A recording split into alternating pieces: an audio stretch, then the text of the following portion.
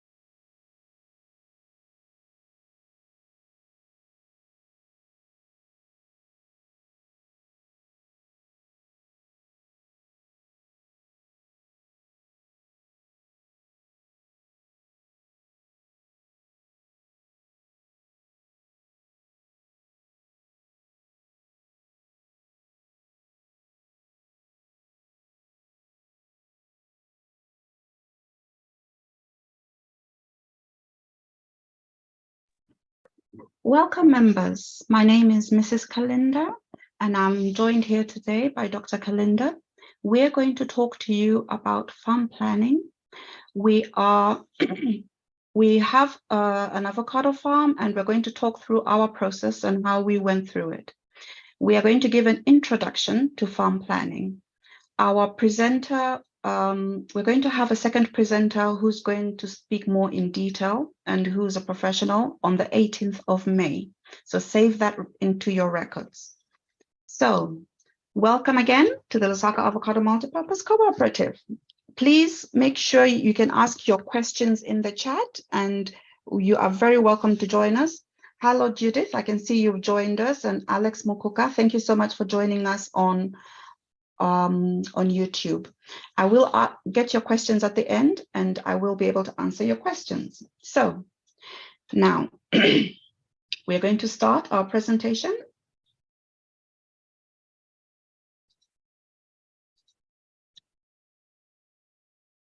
So you want to be a farmer. So we are looking at becoming an avocado farmer. So you and I work 9-to-5 jobs. We have not had experience with avocado farming. We have not had experience with running a business, a farm as a business, but we will still want to do avocado farming. So with our limited resources and limited time, with limited experience, we are going to start here at farm planning. So this is how we did it. So those of you who are with us today and are looking at farm planning as just a layout of the farm, that is just the initial beginning part of it. So farm planning actually covers quite a number of areas.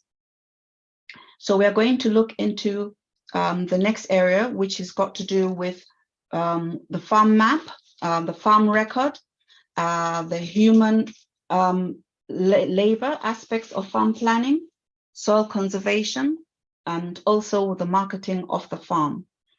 So farm planning will also include, part of this will include quite a number of areas like budgeting. So farm planning looks at the site and also how you're going to get your produce at the end. Would you like to add to this, Dr. Kalinda? Yes, I think in terms of when you're beginning to consider doing a farm, you need to have your finances sorted. And sometimes that is not straightforward.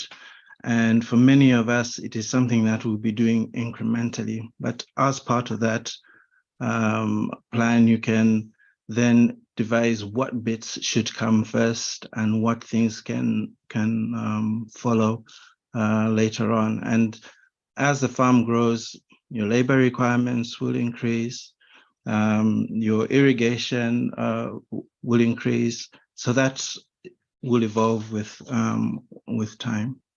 Thank you. Some of the aspects, as I was researching farm planning that other farms look at, there is partial farm planning and whole farm plan. So from what I understand, the whole farm plan looks at what Dr. Kalinda has just addressed in terms of resources and soil, water, the actual task list that needs to come together, the irrigation, the pest management, the whole aspect of it actually comes as part of farm planning. These are areas you need to consider, and when you're actually farming or planning for the farm. And again, I think, as we've heard from previous presenters, and looking at farming as a business, so we've got to always think about making money at the end of the day. And like Engineer Chiwara talks about farming ourselves out of poverty, and I think it's farming the country out of poverty. So we need to just make sure, even with the people that are working with us, that we empower them and we remunerate them adequately so that we ensure that they form part of the farm economy. I agree with that, because they are going to be your biggest strength and your biggest resource. And if you're looking after them and they're looking after your resource and your investment, this is actually a very, very major key to consider. Part of the planning process looks at you setting your goals, identifying within your goals to sort of say what are resources and assets that you're going to require. You're going to identify your opportunities. And you're going to also look at, from after you've looked at your opportunities, you're going to look at the estimated gross margins, as Dr. Kalinda mentioned, and look at the farm budget and action plan. Now, the farm budget and action plan are put together, of course, because you can't have an action plan without having the exact amount of how that's going to be done.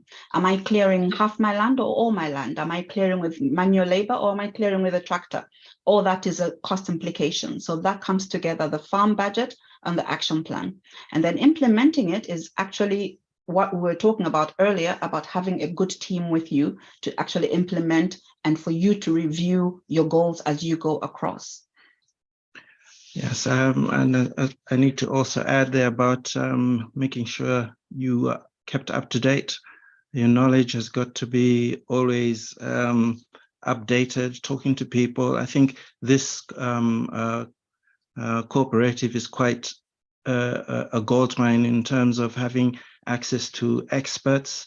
I remember when we were starting off, we made a visit to Mr. Mitumishi's farm, and he was a fountain of information, and we found it very, very useful listening to what he had experienced. And also went to see Mr. Kalolo, also went to see, we went to Moriah Gardens as well. So you need to accumulate as much information as possible as you start your project.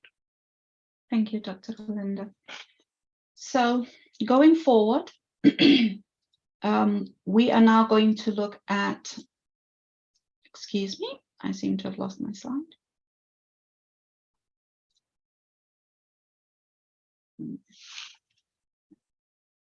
Okay.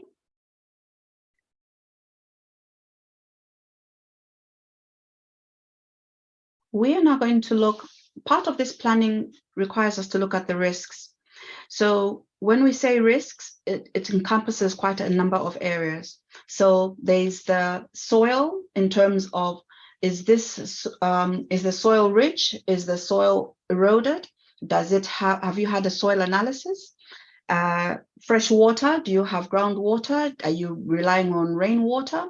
You're going to look at nutrition, as in the nutrients of the soil. You're going to look at the critical sources of waterway health. Do you have a river that's up or downstream a certain industry or a certain farm? So that's all very important to look at. So the next part we're going to look at is, I'm not sure how many of you would be able to identify this, but this is a very beautiful farm in Kitwe. And I got this yesterday and I was green with envy. It looks so beautiful. This is Engineer Chiwala's farm. So do you want to have a dam, or are you going to have a reservoir? If you're having rainwater, how are you storing your rainwater?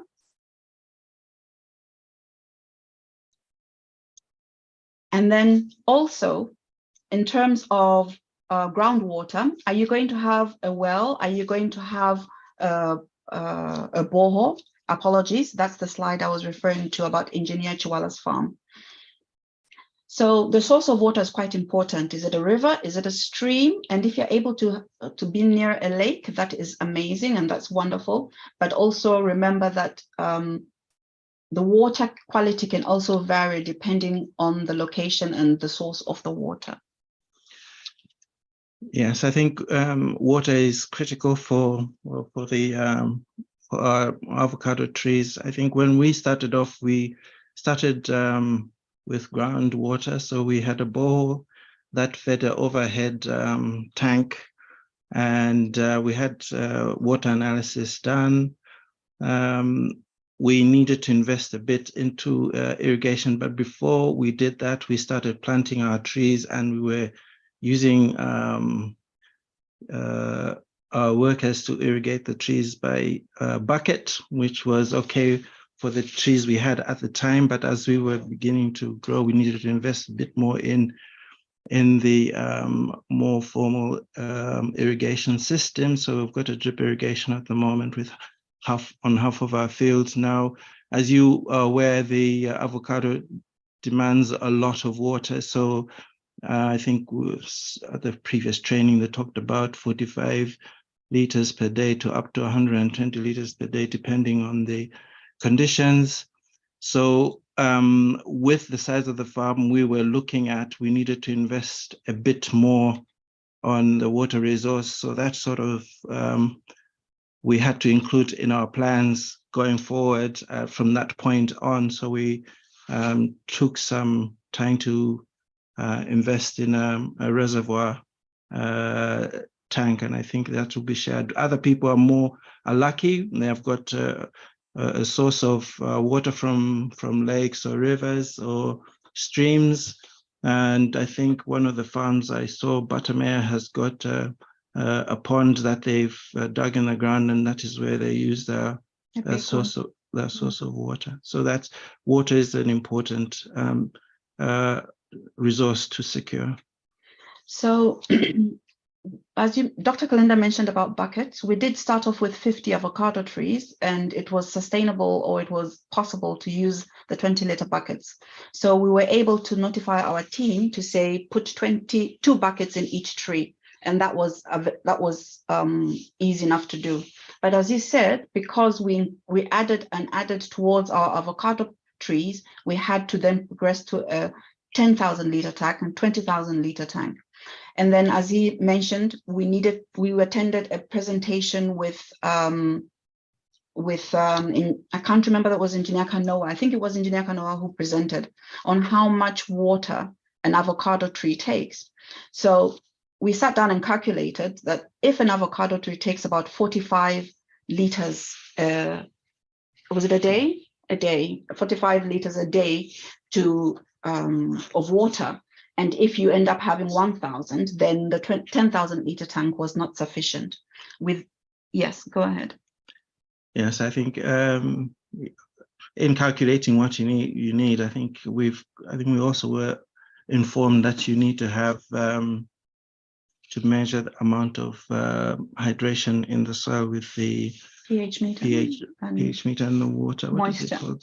Moisture content. Anyway, yes, there's a tool that you can use to monitor how much moisture is in the soil, and that will determine how much water you need to irrigate. So when you're planning your farm, and you decide that at the end of your farm you have, let's say, a 50-acre farm, and you've decided you want to do either intensive farming, or you want to do you want to have your 5x5 or 7x5. Part of your plan needs to consider how your water source and also your water backup. So this was something that we just added. We put a dam in, I think it was about 2-3 months ago. Yeah. And even though we put the dam in, we realized that this would only cover us as a backup. If ZESCO power went out, it will only cover us for a day, and then we'll have no water. So then we had to think of a backup for solar. So when you're planning, please remember that, yes, you've got a source, but you have to have a backup as well, because putting your investment in the ground requires us to plan ahead so that we don't lose our investment. So this is what our first plan looked like. When we started, we decided to look on Google, and we decided to plot out the fields of where we're going to start. Now, this only requires an image from Google, and then we used a plain snipping tool, which is free to everybody to use. Those of you who would like to know how to plan using specific tools, I will be giving a Google Suite training that has all the different tools you'll need to keep your records, to do your analysis with spreadsheets, and also to do your planning with Google Maps, and also with all the Google Suite. Now, that's all free on Google Online. So we started off with where we wanted to be, and we said, okay, our first field would be field A, where we'll have 50, and plan B would be the next area that we're planting, and this was the gradual plan that we had. The challenges we had were, because we are not on the farm, the people we translated this farm to on the farm were not able to understand where we went with this.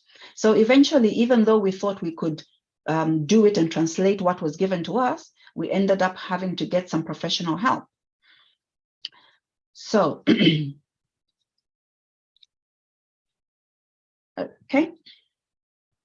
The next area that I want to look at is, I will show you what the professionals did for us and how they sat down and looked at the irrigation map and the site map. So I'll give this to Dr. Kalinda. Yes, I think this is an important part of the work that we're doing, because working remotely for most of the time, you're able to give instructions to your workers of which areas they need to focus on. So this just shows the source of the water. So we've got on the right-hand side our older field, which is fed by two 10,000 liter tanks, And it is important to be clear where the lines are running, because then we won't be trampling over the pipes, and we know how the machinery is going to operate in that field. So we have successfully installed the reservoir. We successfully installed the reservoir so that we are now a quarter way to the left side of the field. So this is what it looks like now with the trees in, but I think you can't see the reservoir on that one. So yeah, so that I think this is what the latest Google Maps is telling us our field looks like. So hopefully, as time goes, we can hopefully fill the field to hopefully the 2,500 trees maybe that we're looking at. Yes, so this map on the top there is just the first half. Is it the first half of the map? This was an initial sketch, which was we used previously, but I think the ones that were shown before are probably more recent. Okay. I will just like to say that apart from deciding where you're putting your trees, how your water irrigation is going to run is actually quite key as well. And this also is required for you to look at in terms of topology, in terms of where your water source is. We have the dam that we explained there on the chart, which is on the ground, and we believed that the water pressure would be sufficient, but it was sufficient for what we had, but it's not sufficient for where we want to go. Yeah, so we've supplemented by putting in a booster pump there, so that should hopefully irrigate the field. What we're hoping to do is having an efficient means of irrigating the field. So instead of like we're doing now, irrigating them in 4 or 2 sections a day, we can probably do, when this is complete, probably do the whole field in a day, and we'll ensure there's consistency and we're a bit more efficient with the way we're operating in the field. Yes, so we had an impact in terms of staff changes, and also we had an impact in terms of ZESCO.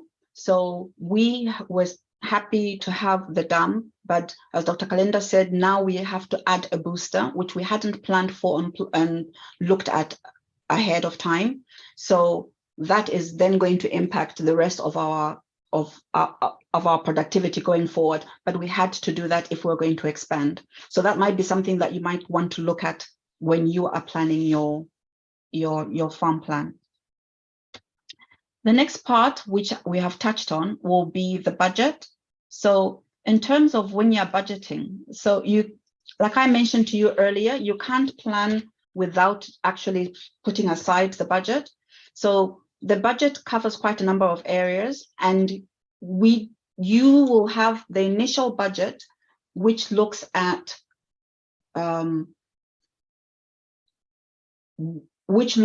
what you want to achieve, what kind of profits you want to get. So if you say to yourself that I am working and I'm earning this income and I want to be able to have the same income when I retire, you will need to plan that. You'll need to plot that. If you want to get beyond that, you'll need to plot that. Am I also planning for my grandchildren or my great-grandchildren? How far do I want this to go? So within that planning as well, I have to say, I did not include it in here, is succession planning, which is something that Engineer Chwala is going to talk to us about.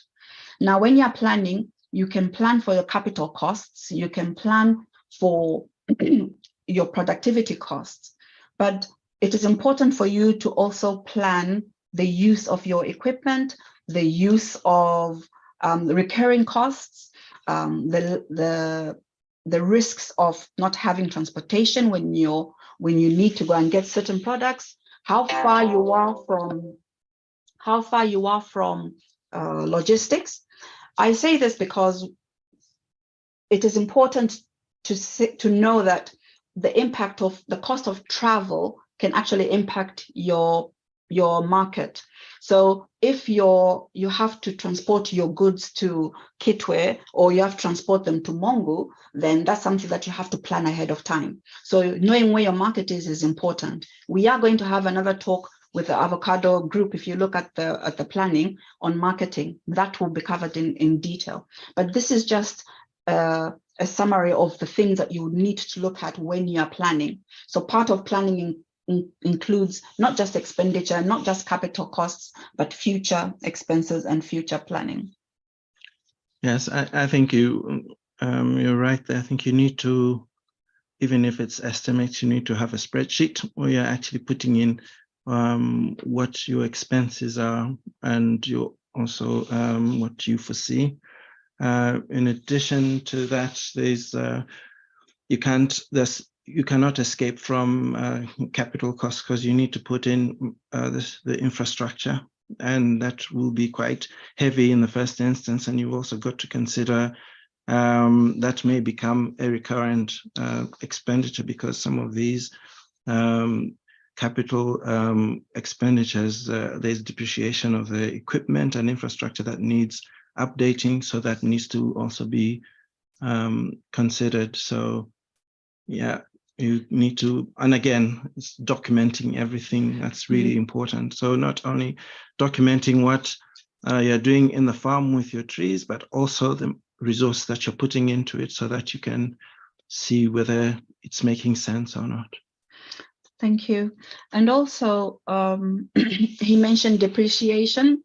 It's important. And I have to say, well, put simply, depreciation is a decline of value of any given asset. So you're going to be looking at the wear and tear and the damage, and also in time, it will be obsolete. Some of you might have heard of planned obsolescence, as in, why does my mobile phone only last for 2 years before it breaks? But they have designed it that way. It is possible to have something that lasts longer. Those of us who are old enough to remember the Nokia, that used to be so hard that even if you dropped it from a ceiling, it would still be working. So planning our equipment and planning the fact that, okay, if I buy this tractor, how much time will I have with it? I have to say that I learned about depreciation at a very, very early age. When I was 16, my sister was 13 at the time, and I asked to borrow her bicycle. And she was very clear, and she said, well, the thing is, if you ride the bicycle and I'm riding the bicycle, then it will break faster before I get the use of it. And I thought, okay, you just don't want me to ride your bicycle? No, one person riding a bicycle for 2 years actually is not the same as two people riding the bicycle for 2 years. It will die beforehand. So we have to consider that. And also we have to consider if our goods or our farming tools depreciate or they break, at what point are we going to replace them? And therefore that needs to be added into the plan, to say, I'm buying a tractor. Have I planned for the cost of maintenance of my tractor? Have I planned for the cost of teaching the person who's going to do the tractor? Have I planned for the person who's done the irrigation to make sure that I have a map so that the tractor doesn't go and burst my pipe that is going down to my avocado trees? So every small detail is important for you to look at and to plan. Thank you. So that's depreciation. Now we're going to look at the marketing. Well, we're doing all this so that we're able to take our goods to market. We are doing this so that we are able to get an income. So it's important, apart from looking at the farm, to also look at the market as to where are our buyers, and how are we going to, how's the farm going to perform? Are we going to cover the market? Is the market available? And also look at what profit am I looking at? Am I looking at a 10%, 50%, 100%? So all those things need to be looked at, and that's also part of farm planning. The biggest part about marketing to remember is just the P's that everybody might know. To say, you know, you need to have, you need to know which people are going to work. So people who are going to be on the farm, and also people who are going to sell. If those people who are going to sell are not friendly, then your produce will not sell. I do remember when we had were selling eggs, when you sent one person to go and sell eggs, everything went and came back within an hour. When you sent somebody else, they came back with eggs, and it's all had to do with personality. So people are important. People are buying, people are selling, and people need to work on your product. So the second bit, I suppose, of marketing is planning where you're going to market, who you're going to target, and where the market is. Is it around the corner? Is it Soweto? Is it where your market is going to be? And then the second part is your product. Now, are you going to sell your avocado as a fruit, or are you going to go to added value? Are you going to sell guacamole? If you're doing that, where are you processing the guacamole? Is it far from your farm, or is it near your farm? And then if it is, how are you going to move it from where you are to the market where they're going to sell it? And don't forget, everybody who who buys wants a quality product. So all these things are important for you to keep an eye on if you are going to produce a quality product. So the place where you're going to market it, the price you're going to market it is important, and the promotion. I mean, when you think about the price, I'd love to sell my avocado for 5 kwacha, but having heard the owner of Buttermere say to us that you need to calculate your cost of one avocado to be 1 kwacha. I thought, wow, okay, so if I'm doing it at 1 kwacha, then we're talking about volumes. And in that case, also, if I can't sell it at 1 kwacha, then where am I marketing? Where is my price going? If I'm sending it abroad and I've got tons and tons, or I'm part of a big cooperative like we are, then that's fine. But if you're going to be a small farmer and you want to maximize, then you can decide, okay, I want to be a local, I want to promote locally. So that's very, very important. Yeah, I think in terms of the marketing, it's being part of the cooperative has been quite reassuring, because we know that the product we are going to produce is going to be sold, and particularly when you're thinking of, okay, we need to make sure we've got as a high quality as possible for export, and but if that is not the case, we still have the option of local oil production, or whether it is, again, international oil production, where the standards may be a bit more flexible. But I think what we would like to do is always aim to have as high quality product as possible, so that we have got options of how we're going to dispose of our product. The other part of planning for the market is some markets do not allow certain fertilizers. They do not allow certain residue within your produce. So you need to decide very early on what kind of farming you're going to be, whether you're sustainable or whether you're going to be organic. So that needs to factor into your costs and into your planning for the whole farm. Yes, and I think talking about sustainability and having a closed environment in the farm, there are things that we need to make sure are in place, like is always talking about the bees. And if we're going to have eco-friendly fertilizers, we need to look at composting. We need to look at, possibly, people are talking about the black soldier fly and the fertilizers that can be produced from there. So I think it's quite exciting, the range of things that we can do to sort of have a sustainable farm. But again, you need to plan for it, and you need to consider how you're going to shift the bits that you're going to produce out of these alternative supporting farming activities. Yes, it's true, because one of the things that Engineer Chiwala mentioned was about having your waste from the oil to go to be part of animal feed. So there are quite a few areas you can look at for the whole product of your avocado into your plan. So finally, I would like to say one of the things that should decide your plan is what the customer is expecting. They're expecting quality. They're expecting a good fresh product. They're expecting it to taste very well, and it is important for you to know that if you're going to an external market, they're going to look at labeling, they want packaging, they want information for the product labeled on it. So all of this should be part of your planning process. Am I going to have my own warehouse where I'm going to plan, where I'm going to pack and label and ship to a certain area, or am I going to be part of the cooperative, and how does that look like, and what is the cost of that? Yes, thank you. I think it's just, like I said before, it's an exciting time, and I think we've got a good group of enthusiastic people that are part of the cooperative.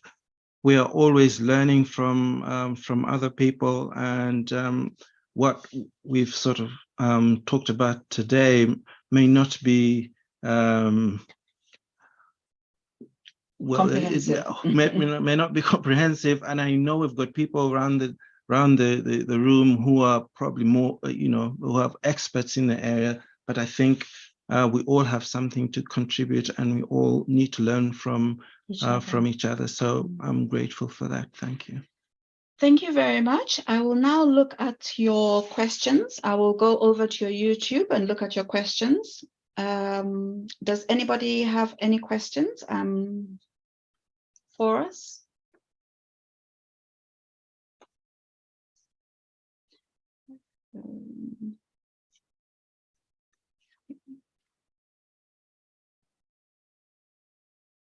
Okay, I'll just give it a couple of minutes in case you want to type and ask specific questions.